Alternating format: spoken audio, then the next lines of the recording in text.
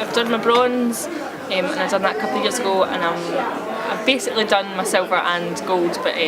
not evidenced. I explored my visual art. I had never really took on visual art, and so worked with Drew Taylor, who's a kind of visual artist and performer, and I led a kind of week's workshop where I worked with 7 to 13-year-olds, and we made a performance, but within that we had crafted and made a lot of visual arts pieces to be kind of incorporated within it. Events that I went to go and see, it was a lot of different theatre pieces, a lot of new kind of physical theatre pieces. I was also really interested in exploring that a lot more, so I was able to go and see a lot of kind of new dance pieces. Within the awards, so I worked with Drew Taylor, visual artist, Alex Regg. I did a lot of kind of research on Alex Regg.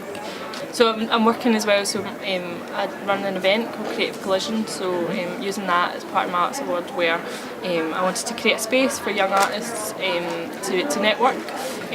So that was event making, but within that it was curating a whole night of different musical performers,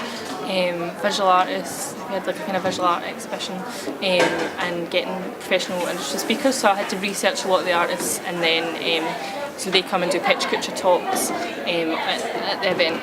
Most valuable part, just being able to kind of stand back, look at my practice, look at where I was at and the things that I was involved in, and being able to assess that and think about how I can add to it, how I can change. Biggest challenge, maybe that actual sitting down and figuring out how to showcase everything that I'm doing and evidence that it's great to do all this, to do everything, but to actually have the focus to bring it all in and evidence it. I come from a background where the arts, they're not really encouraged, and I was in school and feeling really discouraged in school to work in the arts and